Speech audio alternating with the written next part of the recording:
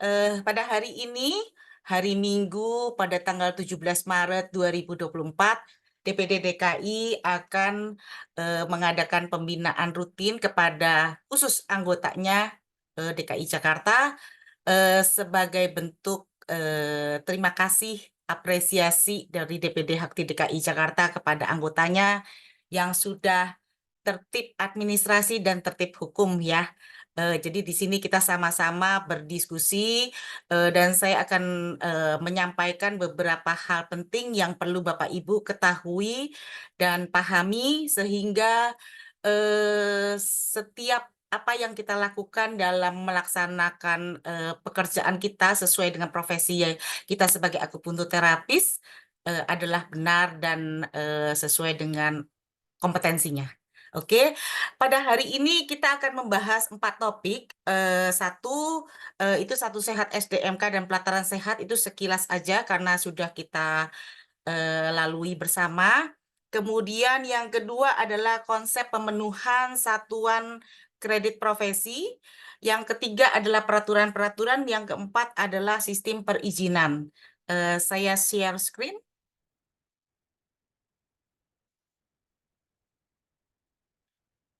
Oke, kata nih Bapak Ibu ya. Ya, kelihatan. Oke, nanti kalau saya terlalu cepat nanti mungkin Bapak Ibu bisa ini sedikit karena memang hari ini kita khusus untuk membahas ini semua supaya Bapak Ibu jelas dan tidak ada kekeliruan atau kebingungan di kemudian hari karena ini sudah baku ya gitu. Oke, kita mulai dari ini.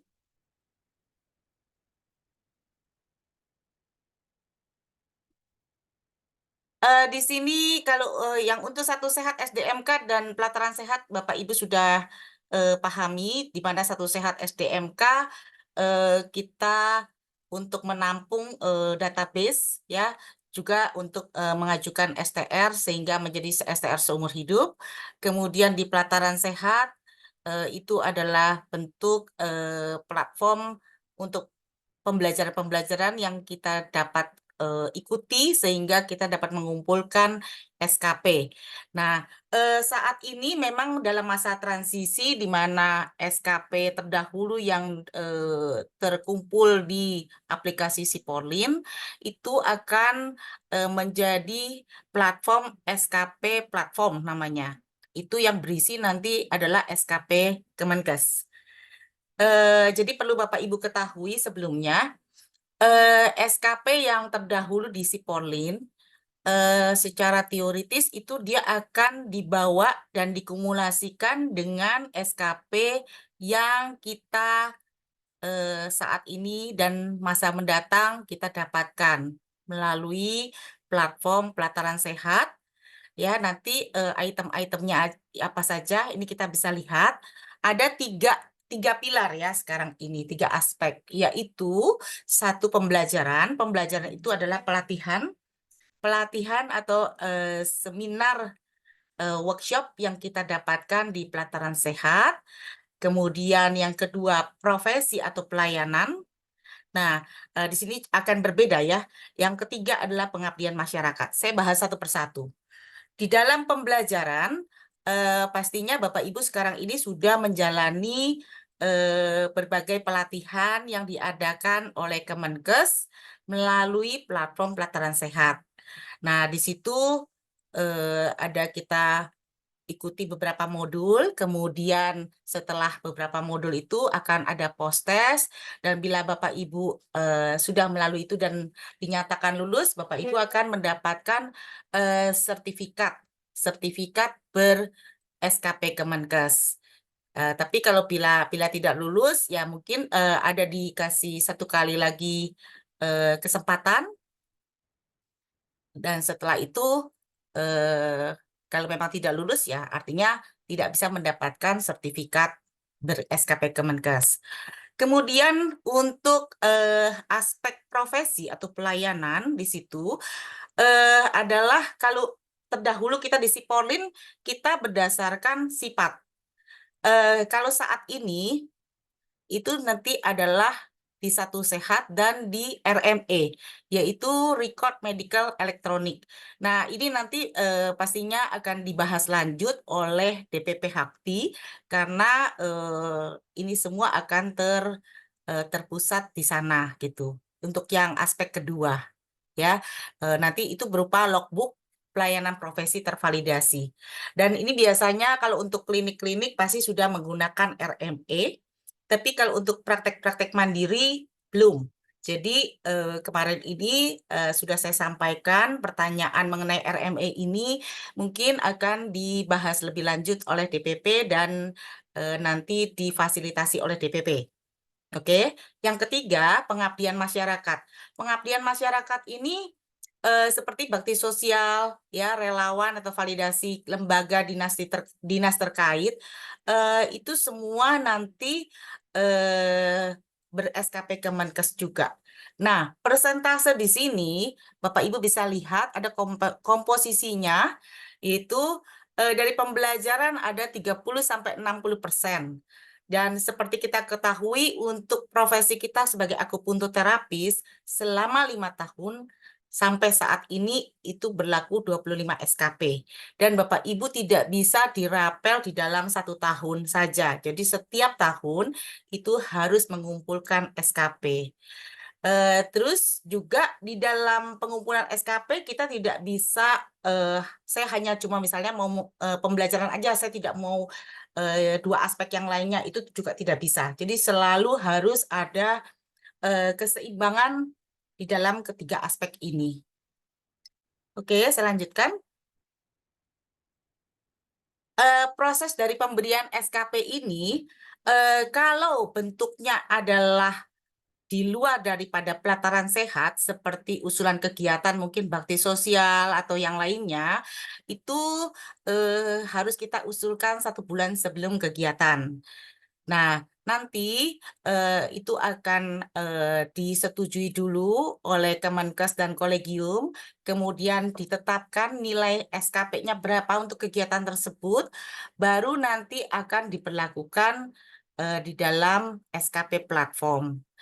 Dan pada intinya di dalam SKP platform ini, jumlah SKP yang Bapak Ibu sudah kumpulkan di dalam Siporlin itu akan dikumulasikan dengan SKP berjalan. Nah, setelah itu nanti akan didapatkan SKP final. Ya, SKP final di sini juga ada tambahan dari misalnya Bapak Ibu melakukan bakti sosial, semua itu nanti masuk di dalam Satu Sehat SDMK yang nanti Bapak Ibu untuk salah satu persyaratan perpanjangan sifat kalau Bapak Ibu mau memperpanjang sifat. Oke. Kemudian di sini seperti yang tadi sudah saya sampaikan, alurnya seperti tadi, dari 3 aspek tersebut itu akan menjadi satu di dalam SKP platform yang finalnya akan dicatat di dalam Satu Sehat SDMK untuk masing-masing nakes. Kemudian untuk penyederhanaan proses perizinan praktek bagi kita, itu setelah disahkannya Undang-Undang Kesehatan Nomor 17 Tahun 2023, itu adalah kecukupan SKP, kemudian mempunyai STR, dan tidak ada masuk di dalam sistem blacklist. Sistem blacklist di sini itu terdiri dari 2, yaitu apakah eh, nakes itu melakukan pelanggaran disiplin atau ada pelaporan malpraktek seperti itu. Nah, setelah itu nanti akan dikaji oleh Kemenkes, kemudian nanti disampaikan kepada PTSP atau Dinas Kesehatan. Selanjutnya, bila tidak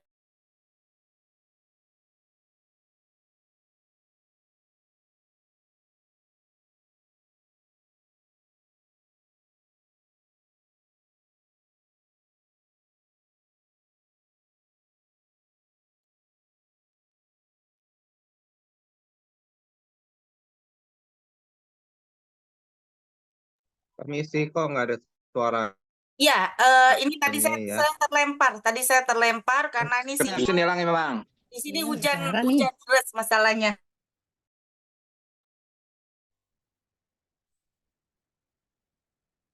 Sudah kedengaran lagi sekarang, Bapak Ibu?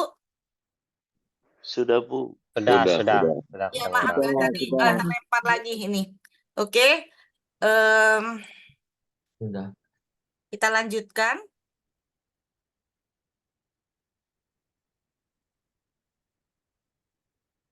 Ini adalah alur daripada pengurusan sifat ya. Jadi dari pelatihan-pelatihan itu kemudian kita di cross check untuk kecukupan SKP-nya. Kemudian nanti sudah didapatkan profil dari nakes masing-masing, maka baru dimasukkan di dalam sistem daripada mall pelayanan publik di mana kita berhak atau tidak untuk diterbitkannya sifat. Seperti itu. Nah, saat ini kita masih mengalami transisi dari SKP Siporlin ke SKP platform. Nah, ini pada garis besarnya seperti ini. Kalau Bapak Ibu nanti mau buat sifat atau mau perpanjang sifat, itu di situ akan dicek sudah cukup apa belum ininya. Oke. Bila mana SKP platform itu sudah stabil dan data kita sudah ada di dalam SKP platform, maka Bapak Ibu bisa cek ini nanti nama profesinya akupuntur terapis, kemudian nomor induk kependudukan artinya nomor KTP, kemudian search nanti nama Bapak Ibu akan muncul, kemudian jumlah SKP-nya berapa itu semuanya akan muncul. Dan terakhir di situ bisa dilihat status kecukupan SKP-nya udah tercukupi apa belum. Kalau sudah tercukupi, Bapak Ibu tinggal print. Kalau belum tercukupi, berarti masih harus mengumpulkan SKP. Ini adalah hasil akhir nantinya. Tapi sampai saat ini, untuk kita, akupuntur terapis, belum sampai ke sini, karena memang masih dalam masa transisi. Seperti itu. Oke, saya lanjutkan. Untuk peraturan papan nama. Peraturan papan nama berdasarkan Undang-Undang Kesehatan Nomor 36, ini pasal 47 ya, bahwa masing-masing tenaga kesehatan itu yang menjalankan praktek mandiri harus memasang papan nama praktek. Dan ini ada semua ketentuannya, yaitu untuk ukuran 60 kali 90, posisi horizontal, warna dasar putih, tulisannya harus hitam, ditulis dengan huruf Latin menggunakan bahasa Indonesia. Sebelah kiri atas ada logo Hakti, dan bagian tengah itu bertuliskan praktek mandiri akupuntur terapis, nama dari akupuntur terapisnya, berikut titel, tapi titel itu adalah titel yang sehubungan dengan profesi kita. Jadi misalnya, kalau Bapak Ibu itu adalah AMD Akup, hanya ditulis AMD Akup saja, tidak pakai SE dan yang lain-lainnya, karena itu adalah titel yang tidak sehubungan dengan kesehatan. Atau misalnya STR Akup, ya hanya ditulis STR Akup saja, tidak ada pakai titel untuk pendidikan yang lainnya. Oke, kita selain itu juga harus menuliskan nomor sifat, nomor STR kita, dan jadwal praktek kita. Oke, Bapak Ibu bisa lihat di sini, yang mana yang boleh, yang mana yang tidak. Yang sebelah kiri itu dengan warna dasar putih, sebelah kiri atas itu ada logo Hakti, kemudian ukurannya 90 kali 60, formnya seperti ini isinya. Sedangkan yang sebelah kanan ini adalah contoh yang salah, di mana di situ ada dua terapis yang ditulis di dalam satu papan nama. Itu tidak boleh. Oke, saya lanjutkan kembali. Nah, ini yang Bapak Ibu perlu perhatikan benar-benar.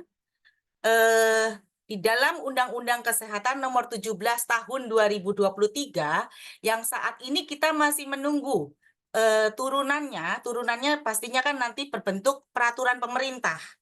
Nah, peralihan antara Undang-Undang Kesehatan Nomor 17 Tahun 2023, peralihannya ini sekarang didasarkan oleh Surat Edaran Menteri Kesehatan Nomor HK 0201 Menkes _6 2024. Jadi, artinya apa? Artinya, saat ini sudah diberlakukan yang Undang-Undang Kesehatan Nomor 17. Secara operasionalnya berdasarkan surat edaran Menkes. Itu. Nah, apa sih yang kita perlu perhatikan? Oke, kita perhatikan ini. Pasal 199 ayat 9, bahwa akupuntur itu termasuk dalam keterapian fisik. Artinya Bapak Ibu yang termasuk di dalam anggota HAKTI itu masuk di dalam keterapian fisik. Kemudian pasal 210 ayat 2, bahwa tenaga kesehatan itu harus berpendidikan minimal D3. Dan perlu saya garis bawahi bahwa saat ini banyak beredar isu bahwa kita tidak boleh praktek bila hanya D3. Nah, perlu Bapak Ibu ketahui bahwa SKKNI kita atau Standar Kompetensi Kerja untuk akupuntur terapis, untuk organisasi profesi HAKTI adalah D3. Kemudian juga Bapak Ibu bisa lihat di dalam Undang-Undang Kesehatan Nomor 17 ini bahwa ini juga adalah D3. Jadi, itu sudah menjawab apa yang menjadi kegalauan daripada rumor yang beredar. Kalau Bapak Ibu mau menambah ilmu itu terserah. Tapi kalau hanya untuk kegalauan bahwa itu tidak bisa praktek, ini sudah menjawab semua. Oke? Pasal 260 bahwa sebagai tenaga kesehatan kita wajib punya registrasi atau STR, surat tanda registrasi. Nah, kalau kita adalah surat tanda registrasi akupuntur terapis. Kemudian, pasal 263, perizinan, bahwa setiap nakes, tenaga kesehatan yang berpraktek, baik yang praktek home care maupun praktek mandiri ataupun praktek di klinik Pratama, itu wajib memiliki izin dalam bentuk SIPAT, surat izin praktek akupuntur terapis. Jadi, bila mana sampai dengan saat ini Bapak Ibu berpraktek tapi hanya mengandalkan STRAT, surat tanda registrasi akupuntur terapis, maka ini nanti akan dijelaskan sanksi-sanksi administrasi dan sanksi hukum lainnya. Nah, kemudian di dalam pasal 283 ayat 4 ada sanksi administratif. Dan pasal 284 larangan mendayagunakan nakes non-SIPAT. Nanti Bapak Ibu bisa baca sendiri. Intinya bahwa sanksi administratif itu adalah denda sebanyak maksimal 500 juta atau pidana penjara paling lama 5 tahun. Nah, untuk pasal 284 adalah bila mana sebagai pemilik daripada klinik atau pemilik daripada tempat praktek itu mempekerjakan nakes hanya bermodalkan pada STR, itu nanti juga kena pasal ini. Intinya, kalau Bapak Ibu mau praktek dengan tenang dan tertib administrasi, tertib hukum, Bapak Ibu harus melengkapi dengan STR dan SIPAT. Kemudian, pasal 291, di situ adalah standar profesi, standar pelayanan, dan standar prosedur operasional, di mana Bapak Ibu sebagai nakes akupuntur terapis itu harus mentaati dan menjalankan praktek sesuai dengan standar profesi, standar pelayanan, dan standar prosedur operasional. Jadi, di luar daripada itu artinya Bapak Ibu sudah melakukan pelanggaran. Pasal 306, pelanggaran disiplin, berikut sanksi disiplin. Itu tadi seperti yang sudah saya jelaskan. Kemudian pasal 308, tindak lanjut dari pelanggaran, yaitu nanti kalau ujungnya bisa sampai ke sanksi pidana. Seperti itu. Pasal 312, itu larangan seolah-olah nakes.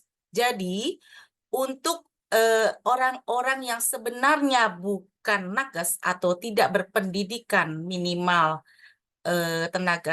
minimal kesehatan minimal D3 itu tidak boleh bertindak atau memperkenalkan diri sebagai nakes.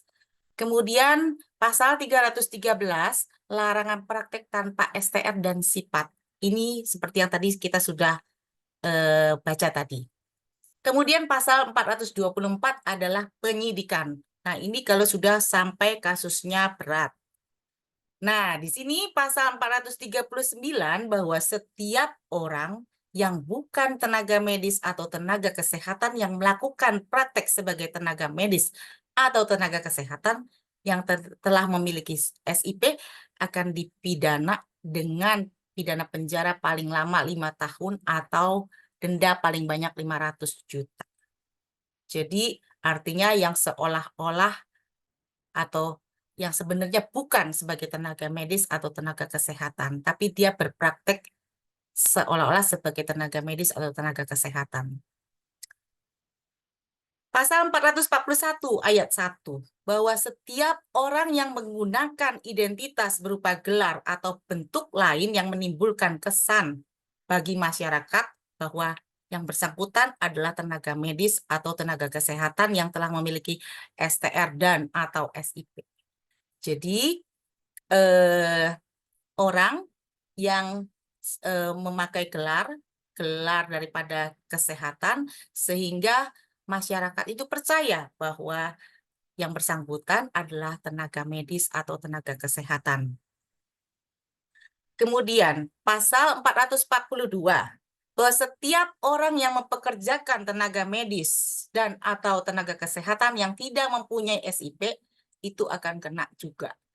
Jadi pada garis besarnya adalah satu, kita untuk berpraktek, mau praktek home care atau praktek di tempat praktek kita atau di klinik Pratama, itu kita harus memiliki STR dan SIPAT.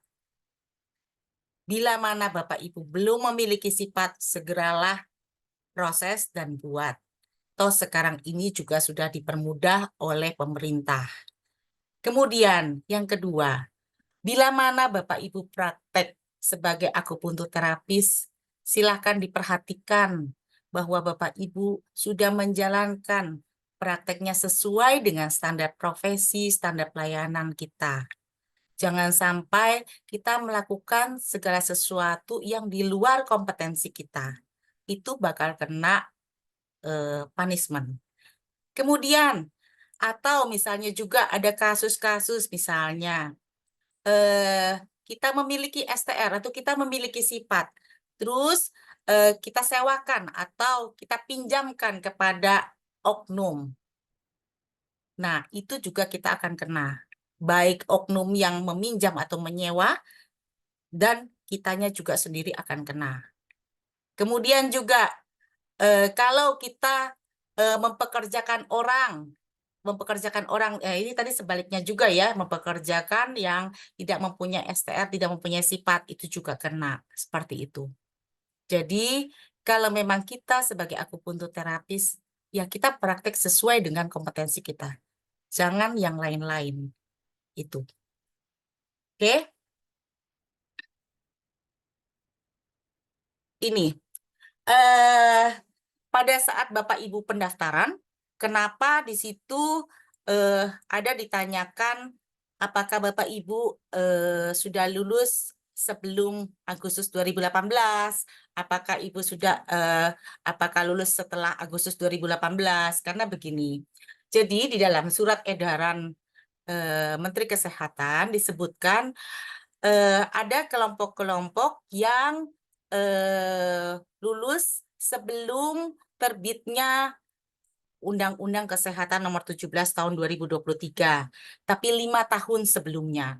Nah, Undang-Undang Kesehatan Nomor 17 Tahun 2023 itu terbit pada tanggal 8 Agustus 2023.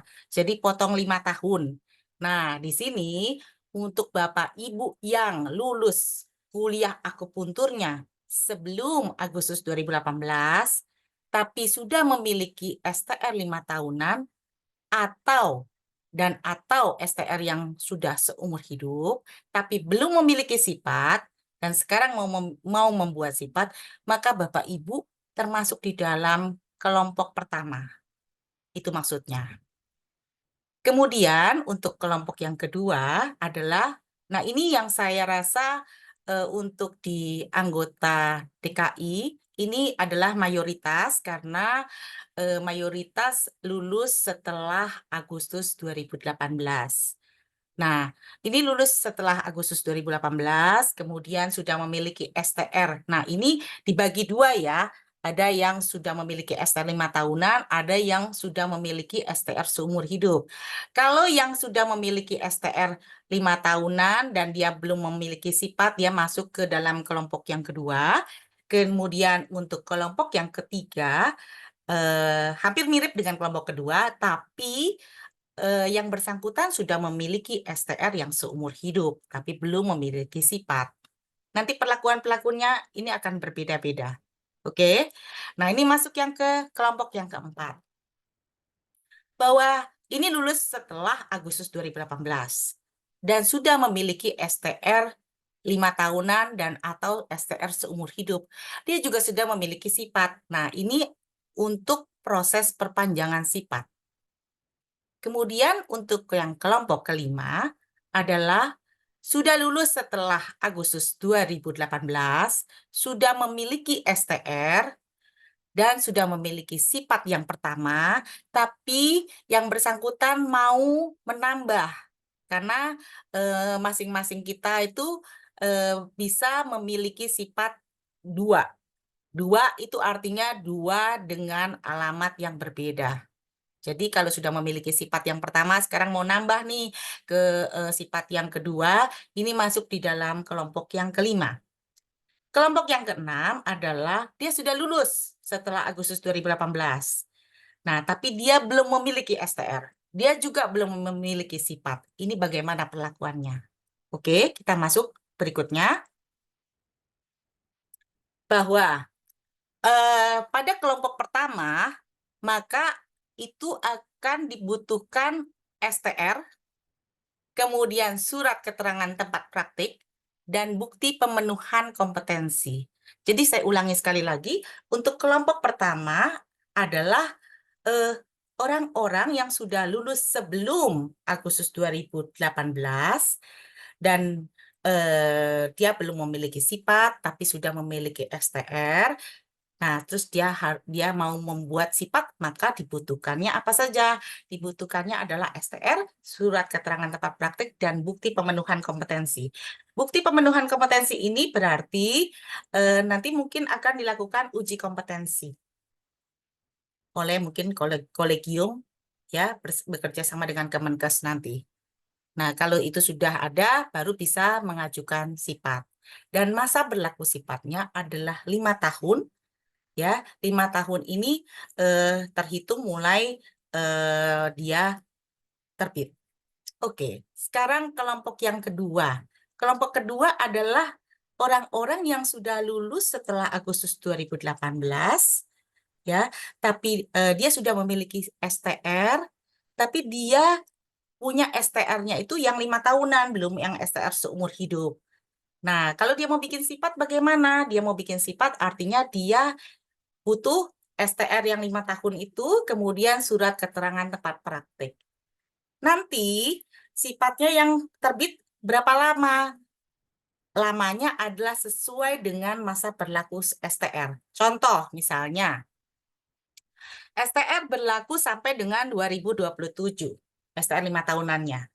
Terus Bapak Ibu baru buat nih sifatnya tahun 2024. Kemudian sifat terbit di tahun 2024. Maka masa berlaku sifat yang 2024 ini itu akan sama dengan masa berlaku STR Bapak Ibu yang 5 tahun. Artinya hanya berlaku sampai dengan tahun 2027. Bukan 2024 ditambah 5 tahun jadi 2029, bukan. Jadi ini agak berbeda perlakuannya. Begitu. Kemudian untuk yang kelompok ketiga adalah orang-orang yang sudah lulus setelah Agustus 2018, dia sudah memiliki STR, tapi STR-nya seumur hidup, dan dia mau membuat izin, membuat sifat. Itu dibutuhkannya apa saja? Yaitu STR seumur hidup dan surat keterangan tempat praktek. Maka sifat yang akan terbit itu berlakunya 5 tahun. Misal, STR Bapak Ibu kan sudah seumur hidup. Terus Bapak Ibu di tahun 2024 ini mulai membuat sifat. Kemudian terbit di tahun 2024 ini. Maka masa berlaku daripada sifat itu adalah 2024 ditambah 5 tahun. Jadi masa berlaku sifatnya adalah 2029. Itu untuk kelompok ketiga. Untuk kelompok keempat adalah Bapak Ibu yang sudah memiliki sifat dan sudah mau habis, itu akan melakukan perpanjangan sifat, maka dibutuhkannya apa? Yaitu STR, baik STR 5 tahunan atau STR seumur hidup, kemudian surat keterangan tempat praktek, bukti kecukupan SKP, dan surat pernyataan kecukupan SKP. Nah, bukti kecukupan SKP ini seperti yang terdahulu tadi sudah saya sampaikan, adalah cek di SKP platform. Nah, kemudian nanti di print yang tadi ada barcode-nya, kemudian kita lengkapi juga dengan surat pernyataan cukup SKP. Di sini nanti ada formatnya juga. Nah, masa berlaku perpanjangan sifat kapan? Ya 5 tahun, ini normal. Itu. Nah, ini contoh daripada format surat pernyataan kecukupan SKP, Bapak Ibu, seperti ini. Kemudian masuk ke dalam kelompok yang kelima. Kelompok kelima ini adalah Bapak Ibu yang ingin membuat sifat yang kedua.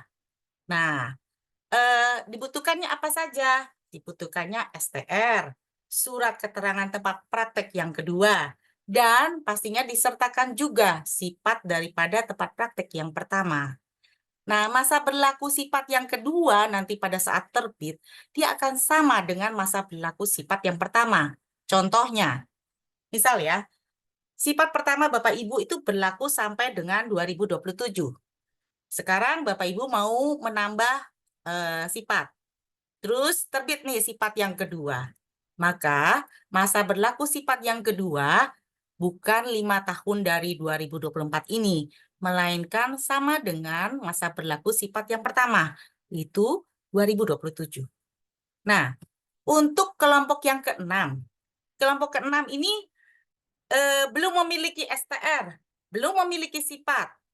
Jadi langkahnya adalah harus membuat STR dulu. Membuat STR syaratnya apa? Yaitu ijazah pendidikan akupuntur, sertifikat kompetensi, kemudian pas foto 4x6 latar belakang merah, kemudian KTP. Nah, setelah STR itu terbit, berarti kan kalau sekarang ini, kalau Bapak Ibu baru mulai mengajukan STR, nanti hasilnya adalah STR seumur hidup. Nah, nanti baru dilakukan pengurusan pembuatan sifat yang akan berlaku 5 tahun. Seperti itu. Oke, silakan ini pemaparan saya mengenai topik-topik kita hari ini. Mungkin Bapak Ibu yang mau bertanya, silakan nanti di kolom itu silakan raise hand, nanti akan oleh tim akan ditunjuk siapa dulu yang akan bertanya. Silakan. Saya stop share screen ya.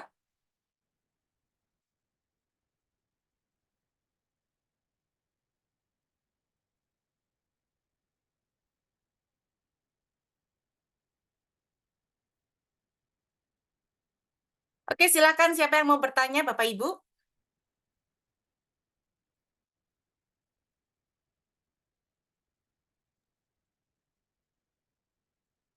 Izin tanya Bu Lilis. Sebentar, ini siapa ini? Jen.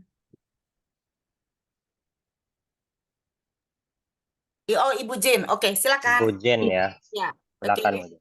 Silakan, Bu. Iya, iya. Tadi saya ada chat juga sih. Jadi izin tanya Bu Lilis, kan Ibu Lilis sudah memaparkan cara untuk buat SIP-nya ya. Tapi Oke. kan saya, mohon maaf nih sebelumnya saya belum punya pengalaman untuk buka klinik sendiri.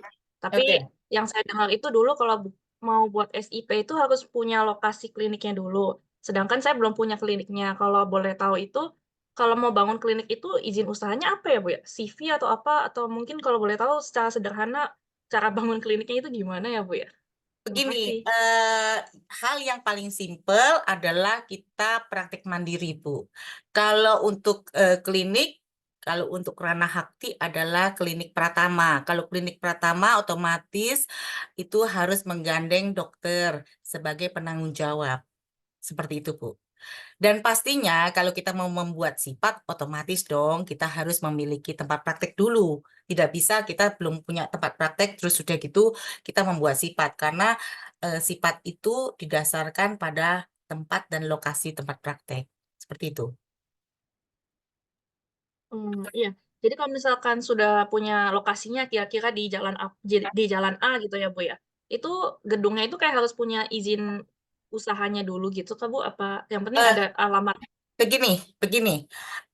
Sebenarnya di rumah juga tidak masalah, tapi tentunya ada ketentuan-ketentuan yang harus dipenuhi. Dalam arti ya harus tempatnya bersih, terus juga ada punya ruangannya sendiri, ada ruang tunggu, ada ruang konsultasi, ada ruang praktek, ya gitu. Jadi tidak bisa campur dengan artinya campur itu artinya masuk di dalam rumah pribadi kita, ada masuk di dalam kamar tidur kita, apa segala macam itu tidak bisa. Itu yang harus diperhatikan gitu.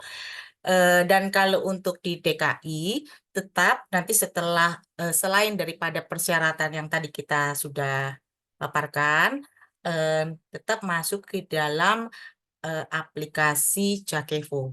Karena kita nanti akan berhubungan dengan PTSP gitu. Selain daripada dengan Kemenkes seperti itu. Cukup Hmm, jelas Bu Jane? iya, cukup jelas. Berarti nanti apply-nya itu ke Jakevo ya Bu ya. Ya, tapi ibu pastikan dulu ibu punya tempat praktek yang dengan persyaratan yang mumpuni. Kemudian nanti ibu lengkapi dengan tadi persyaratan itu tadi, dan ibu lihat kembali ke Jakevo karena di Jakevo untuk warga DKI yang mau eh, apply izin itu ada lumayan banyak daftar yang harus dilengkapi persyaratannya. Seperti itu, Bu. Oke. Ibu kalau boleh tahu tanya satu kali lagi. Kalau misalnya ke depannya itu saya keluar dari DKI, itu untuk bikin kliniknya itu berarti persyaratannya bisa beda lagi gitu ya Bu, per daerah ya Bu? Begini, Bu. Kalau untuk persyaratan dasar sama, tapi kalau untuk Jakevo-nya itu nanti bisa berbeda. Karena mungkin kalau misalnya di daerah lain mungkin pakai simfoni atau pakai si pintar atau apa itu akan berbeda. Tapi kalau untuk di DKI nanti setelah Ibu melengkapi yang tadi tadi saya paparkan itu prinsip dasar persyaratannya, nanti Ibu tetap masuk ke dalam websitenya Jakevo. Di situ nanti Ibu lihat di situ banyak daftarnya. Oke. Ya, terima kasih Bu Lilis atas Oke. paparannya. Oke, silakan Bu Sumia. Silakan Bu.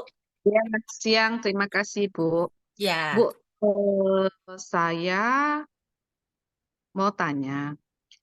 Misalnya saya sekarang mengurus sifat sesuai dengan instruksi yang telah diberikan. Tapi kadang-kadang ada kendala, Bu.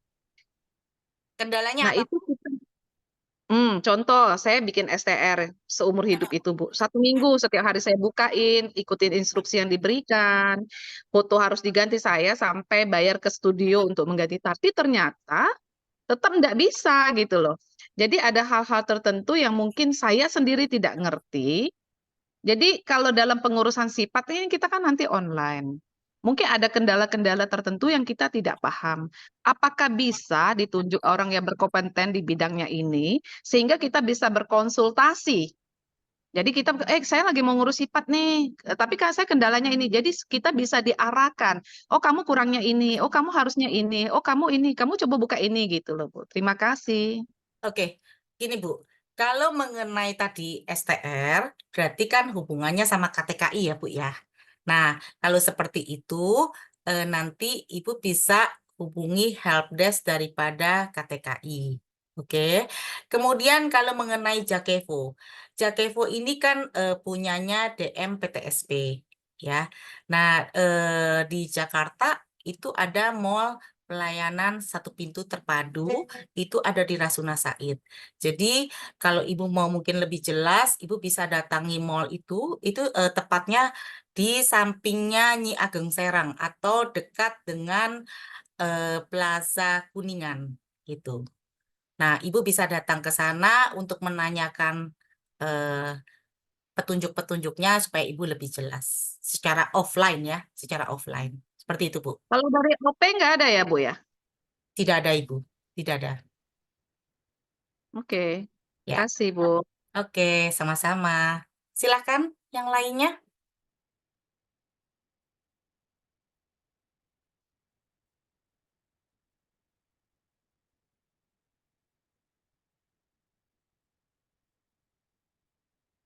Silakan ya Bapak Ibu, memang saya siapkan waktu untuk kita tanya jawab, karena nanti setelah ini saya harapkan Bapak Ibu sudah paham dan tidak ada lagi pertanyaan-pertanyaan di luar daripada Zoom ini yang berkaitan dengan topik-topik yang sudah saya bahas.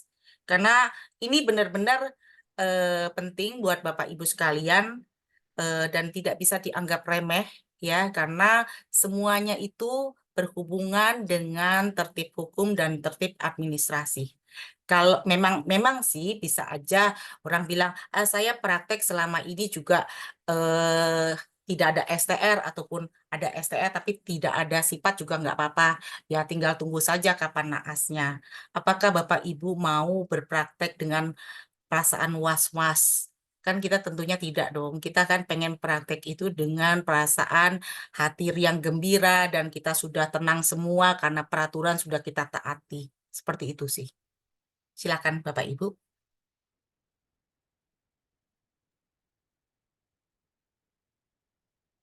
Terima kasih, Bu. Ketua, ini ada pertanyaan dari kolom chat ya. Izin ya, Bu Ketua. Apa tuh? Ini dari Ibu Elvida Yulian. Oke. Ya, Urus SIP tidak lewat PTSP lagi. jadi pertanyaan Oke. itu adalah, jadi apakah pengurusan SIP tidak? Yang kedua ada pertanyaan dari Bapak Haryono Wibowo. Sebentar Pak Erik, satu persatu. Biar Jadi saya jawab dulu pertanyaannya Ibu masih Elvida. stabilnya platform kapan? Sebentar Pak Erik. Terima kasih. Saya jawab dulu pertanyaannya Ibu Elvida. Urus sifat itu tetap nanti ada hubungannya ujungnya dengan PTSP. Seperti alur tadi yang sudah saya jelaskan, itu udah alurnya seperti itu. Dan nanti terakhir-terakhirnya sama dengan PTSP juga. Gitu. Sudah cukup jelas ya Bu Elvida? Iya, Bu. Oke. Silakan. Selanjutnya ini Berikutnya. ada dari Bapak Haryono Wibowo. Oke. Pertanyaannya yaitu adalah estimasi stabilnya platform kapan? Wah, Kalau ini saya tidak pada ranah untuk menjawab ini, Pak. Karena Iya, ya kalau di saya di DPD Hakti TKI ya kita hanya berkewajiban untuk menginformasikan peraturan-peraturan yang berlaku dan itu menjadi pegangan bagi setiap anggota untuk menjalankan profesinya dengan baik. Seperti itu, Pak.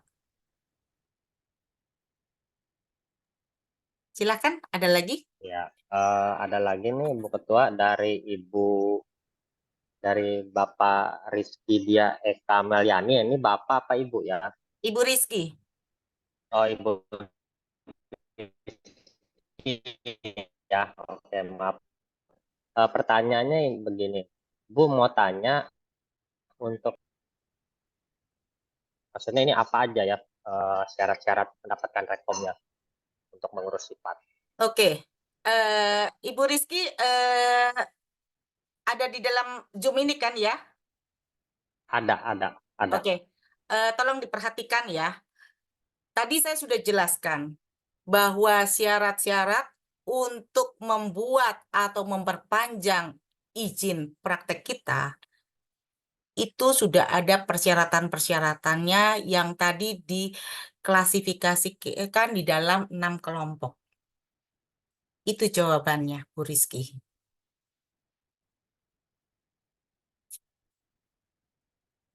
Cukup jelas, Bu Rizky?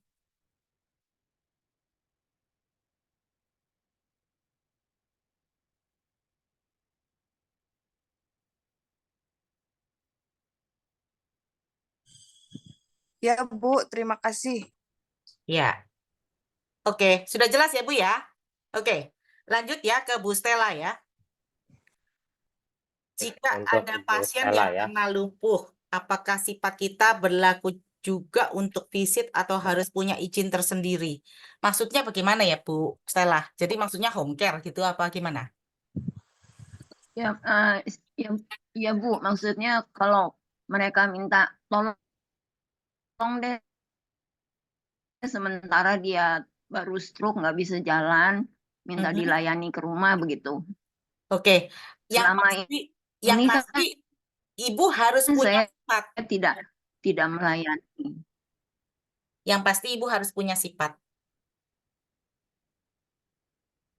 Harus punya apa, Harus punya sifat. Bu? Ibu harus punya sifat surat izin praktek.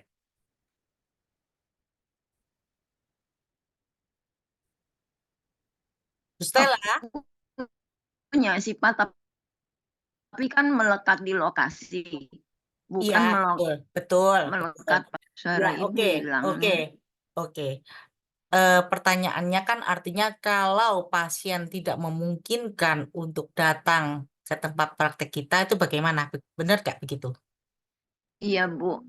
Ya, sejauh Ibu memiliki sifat itu memungkinkan. Oh ya, baik Bu. Makasih ya Bu ya. Tapi kalau Ibu hanya punya STR, ya artinya Ibu belum lengkap ya. Ya, sifat di lokasi praktek maksudnya. Iya, Itu berlaku ya Bu ya. Iya, Ya, makasih ya Bu. oke. Silakan lanjut.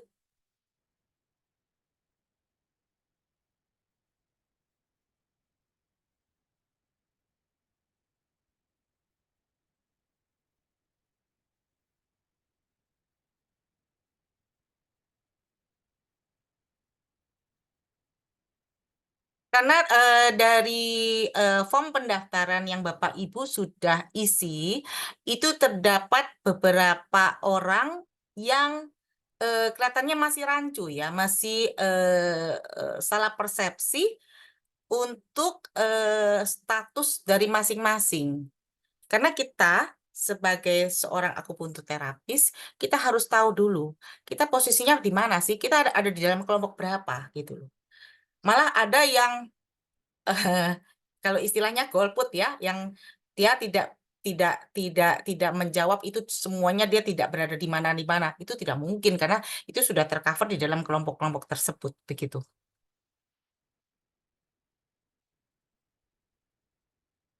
Oke, silakan. Saya siapkan waktu hari ini cukup untuk Bapak Ibu silakan bertanya. Tapi setelah ini saya harapkan Bapak Ibu tidak ada lagi bertanya untuk materi-materi yang sudah saya paparkan hari ini. Seperti itu.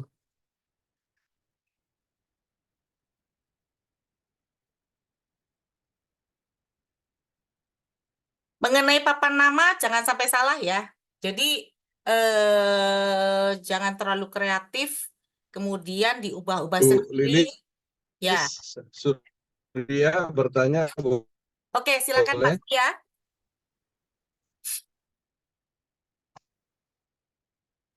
Silakan Pak.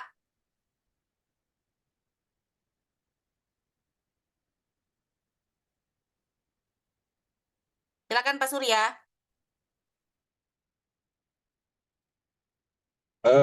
Saya sudah, kemudian ada pihak yang kata sosial yang meminta saya kembali ke halo. Iya, gimana Pak? Sorry. Saya kedengaran suara saya. Kedengeran ya? Saya sudah mempunyai sifat. Kemudian Oke. ada salah satu lembaga sosial katakan yang meminta saya seminggu sekali ke lokasinya karena membantu anggota-anggotanya yang sedang sakit. Nah, seminggu sekali itu saya melakukan mengunjungi ke satu tempat yang memang secara rutin saya lakukan. Oke. Begitu, Bu. Yang pasti kan Bapak Ibu sudah Pak Surya kan sudah memiliki sifat ya. Dan itu Bapak itu praktek di lembaga itu tempat praktek atau apa ya, Pak?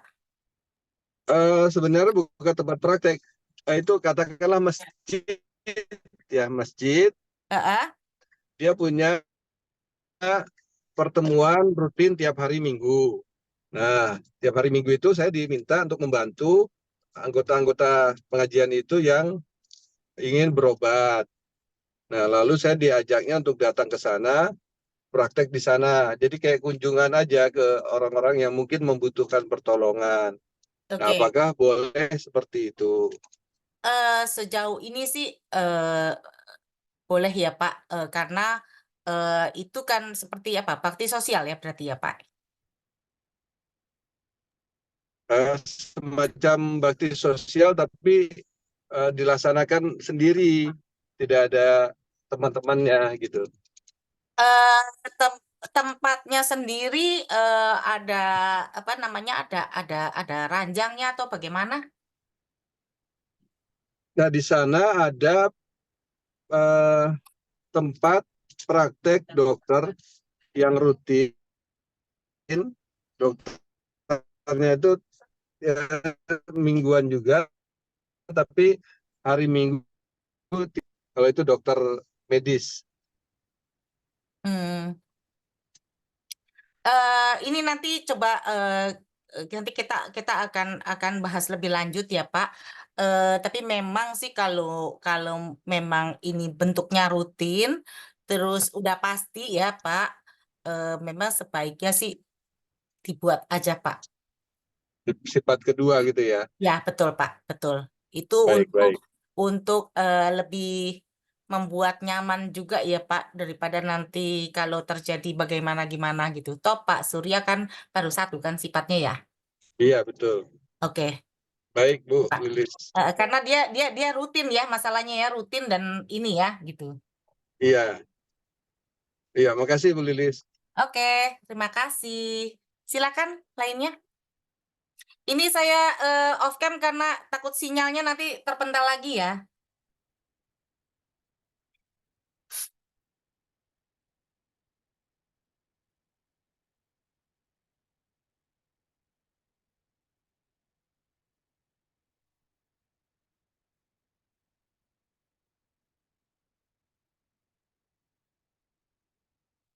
Masih ada yang bingung nggak untuk Bapak Ibu masuk di dalam kelompok berapa dan perlakuannya bagaimana?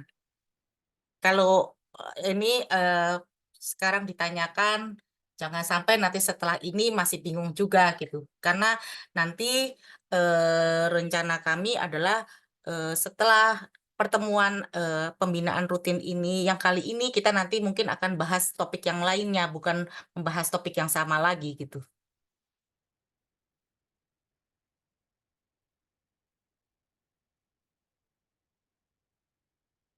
Dan perlu Bapak Ibu ketahui bahwa karena memang DKI itu adalah kota besar, pastinya peraturannya juga akan lebih ketat dan melekat. Jadi tidak boleh dianggap enteng bahwa toh selama ini saya juga aman-aman aja tanpa ini dan itu, ya. Nah, jangan sampai menantang maut, karena kalau nanti sudah terjadi seperti itu, kami sudah mengingatkan dari jauh-jauh hari dan sudah berulang kali seperti itu. Dan nantinya, oh ya, perlu satu hal ya, bahwa yang menjadi resiko itu adalah ditanggung oleh masing-masing personil. Jadi, bila mana Bapak Ibu melakukan pelanggaran, baik pelanggaran malpraktek ataupun tidak tertib administrasi dan tidak tertib hukum, nanti Bapak Ibu sendiri yang akan kena sanksinya, seperti itu. Dan itu sudah dijelaskan di dalam Undang-Undang Kesehatan dan dipertegas lagi dengan Surat Edaran Menteri Kesehatan yang tadi sudah saya jelaskan.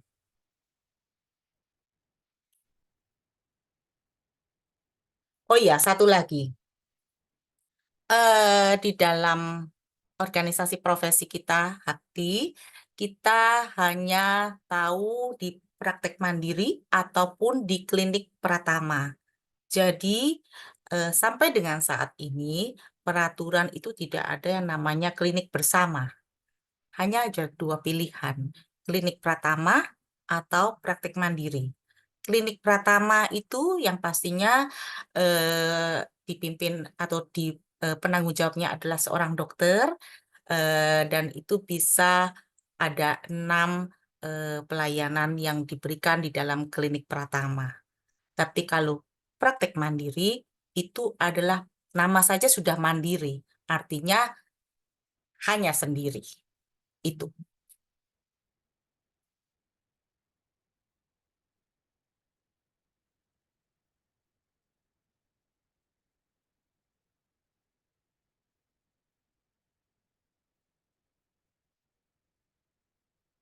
Apakah ini ada pertanyaan dari Ibu Elvida?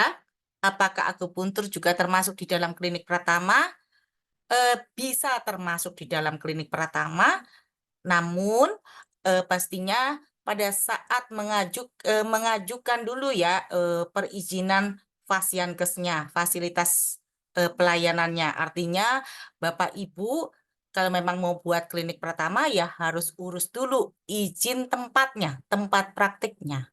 Nah, kalau sudah urus izin tempat praktiknya, baru urus izin personil-personilnya.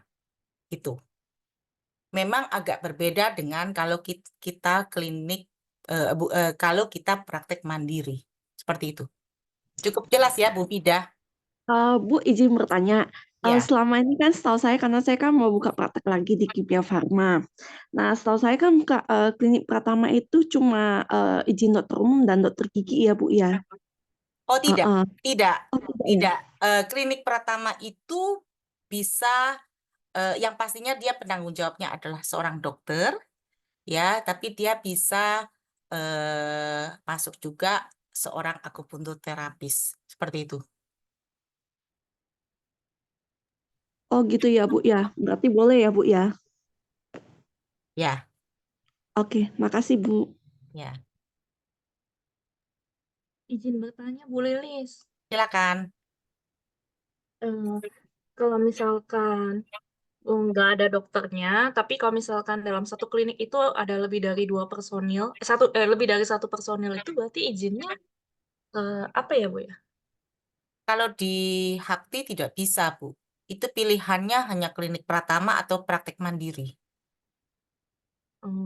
Ya, Ya praktek mandiri cuma 1 orang gitu ya. ya namanya mandiri, 1 orang, Bu. Mhm. Betul. Oke, terima kasih Bu. Oke.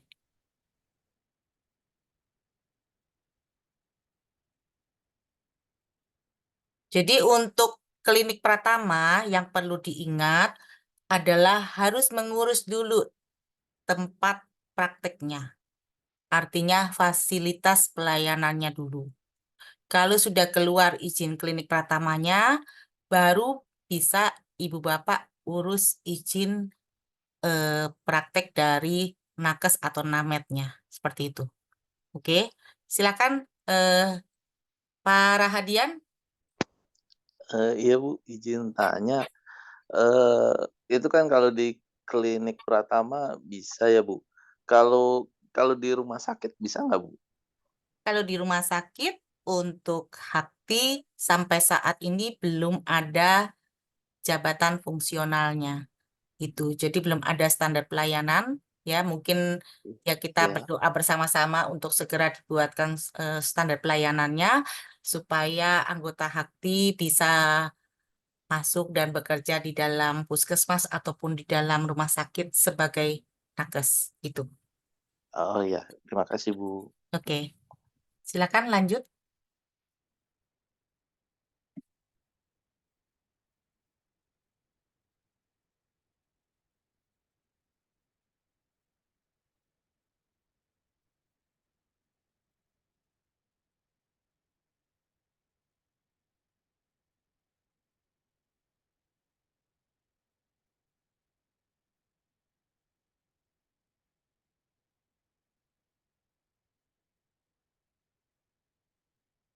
Masih ada hal yang dibingungkan atau bagaimana?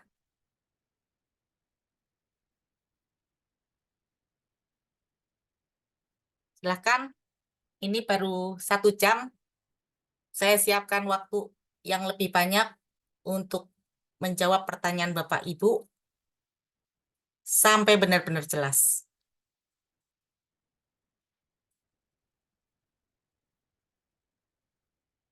Sebelum ada pertanyaan, saya akan menggarisbawahi kembali bahwa jangan pernah kita menyewakan atau meminjamkan STR ataupun sifat kita kepada siapapun.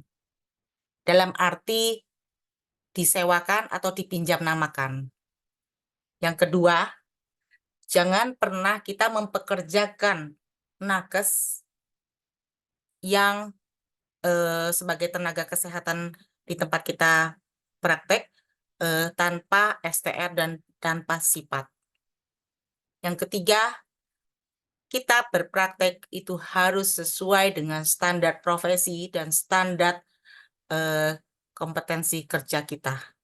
Dan jangan pernah melakukan tindakan-tindakan praktek di luar daripada kompetensi kita sebagai akupuntur terapis. Karena itu akan melanggar hukum dan bisa kena sanksi. Oke, kalau selama ini Bapak Ibu bilang, oh ya selama ini aman-aman aja. Nah, kita tidak tahu gitu loh. Karena yang namanya peraturan itu akan semakin ketat dan ya kita tinggal menunggu aja saatnya kalau kita masih melanggar hal-hal yang seperti itu. Itu.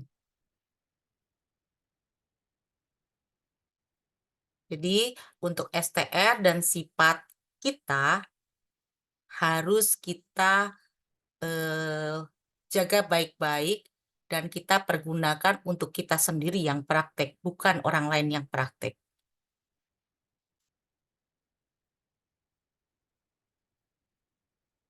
Dan kalau nanti Bapak Ibu juga harus mengetahui apa saja sih yang jadi standar profesi kita sebagai seorang akupuntur terapis. Apa saja sih yang kita boleh dan tidak itu.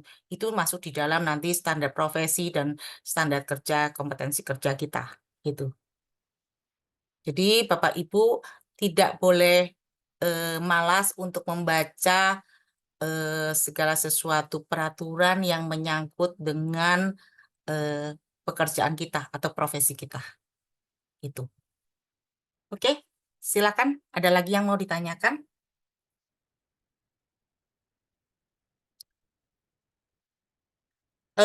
Satu hal lagi yang mungkin saya perlu tambahkan,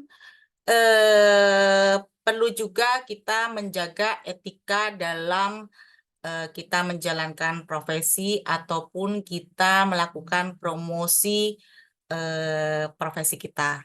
Jadi karena kita adalah seorang tenaga kesehatan, kita tidak boleh kita istilahnya mempromosikan profesi kita ini seperti kita jualan obat ataupun mungkin jualan produk lainnya ya. Ini berbeda sama sekali. Ini ada etika profesi yang harus kita pegang teguh.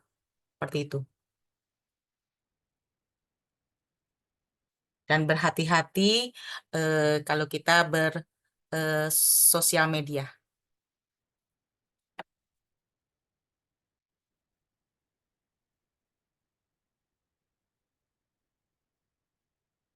Oke, ada lagi yang mau ditanyakan? Silakan.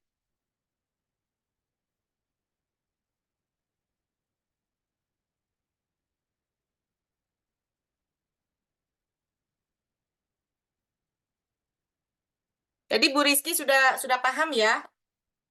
Bu Rizky?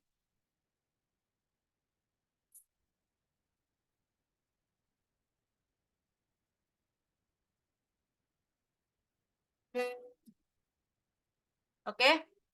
Sudah tidak ada pertanyaan lagi? Saya closing ya.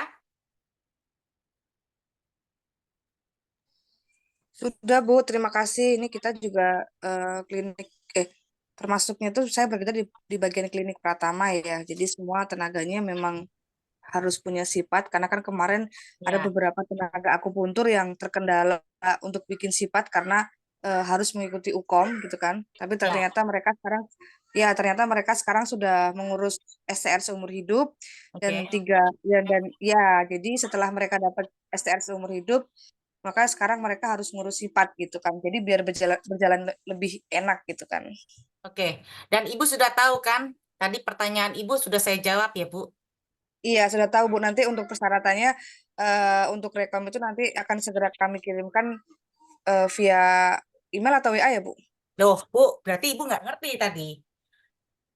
Tadi itu saya kembali ini lagi ya. Saya share lagi ya. Makanya karena Ibu tadi terlambat ini. Ini Iya, sebentar.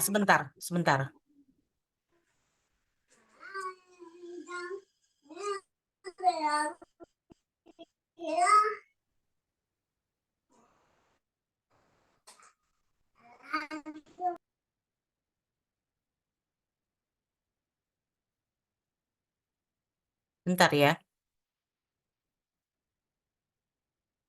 Oke. Ibu perhatikan. Ibu Rizky tolong perhatikan ya. Yang anggota yang rekan Ibu yang mau mengurus sifat di sini itu lulus sebelum Agustus 2018 apa sesudah?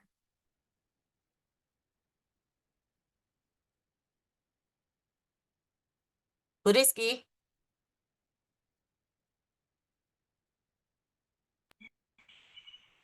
iya Bu. rekan Ibu yang mau mengurus sifat itu Iya loh. lulus sebelum Agustus 2018 atau sesudah Agustus 2018? Sesudah sepertinya Bu. Sesudah. Iya, mereka sesudah. Sesudah. 2014. Oke. Iya. Sudah punya STR seumur hidup? Mohon maaf. Sebelum 2018, mohon maaf. Saya 2014 itu 2 tahun lebih. Oke, sebelum 2018. Ya. lulusnya ya. Lulus sebelum Agustus Ya 2018. lulusnya. Oke, ya Bu ya. Benar. Berarti masuknya di dalam kelompok berapa Bu kalau Ibu lihat di sini? Sebentar ya Bu ya. Oke. Kelompok pertama ya. Oke. Jelas ya Bu ya? Masuk kelompok pertama ya. Oke? Iya. Ya. Ibu lihat Ya. ya. Ibu lihat sekarang.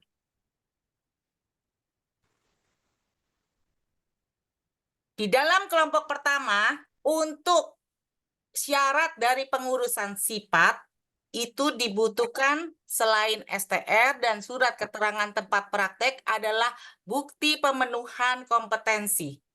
Oke? Berarti Di dalam peraturan yang sekarang ini, itu dibutuhkannya 3 macam itu, Ibu.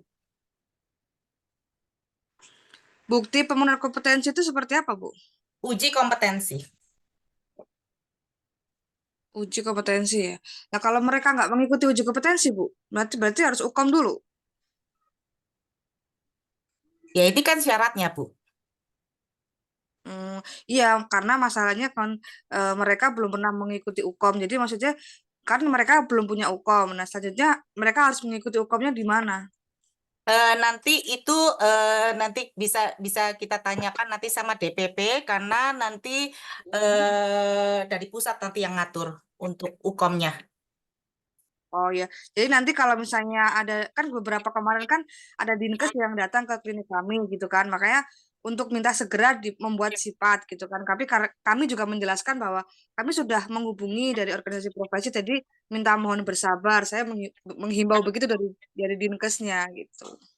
Karena Ya. memang ya karena memang dari teman saya itu kan mereka dari awal lulus kan kayak saya sendiri kan tidak ikut UKOM gitu kan, karena yang lulusan sebelum 2018 itu belum pernah ada UKOM gitu kan.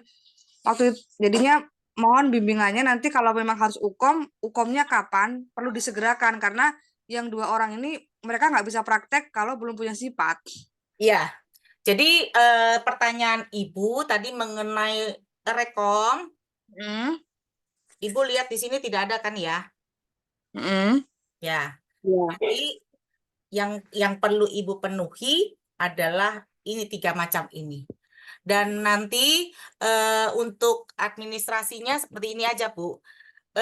Nanti dari pihak Ibu sana buatkan surat ya, buat surat kepada DPD DKI ya, atau langsung DPP juga nggak apa-apa. Nanti Ibu via ke saya aja, via ke DPD. Nanti saya akan lanjutkan kepada DPP untuk menanyakan kapan adanya uji kompetensi dalam hubungannya persyaratan pembuatan sifat atas nama si ini dan si ini. Oke, Cukup baik Bu. jelas ya, Bu ya? Iya ya, baik, mengerti, paham. Oke.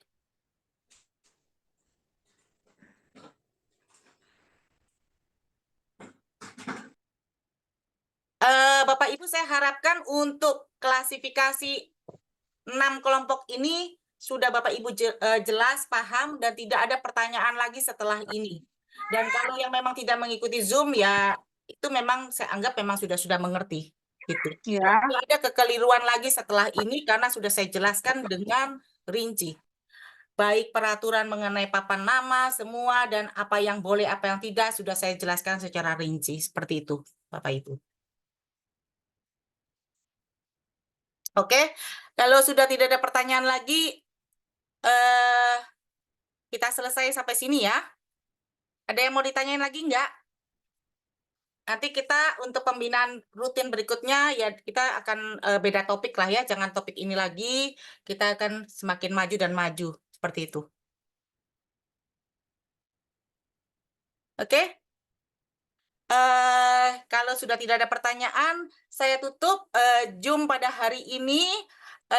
Mungkin kita berfoto dulu ya, Bapak Ibu, tolong di open cam.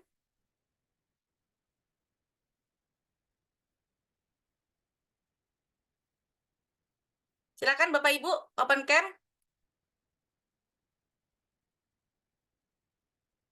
Pak Erik, tolong siap-siap untuk berfoto. Siap. Oke. Baik. Oke, 1, 2, 3. Saya lagi. 1, 2, 3. Oke, terima kasih. Oke, terima kasih untuk pada hari ini. Jadi apa namanya? Saya harapkan anggota DPD DKI semakin jelas, semakin tertib hukum dan tertib administrasi dan tidak ada kendala di lapangan. Ya, semuanya lancar jaya. Jaga kesehatan selalu dan kita sukses selalu. Terima kasih Bapak Ibu. Selamat siang. Terima kasih.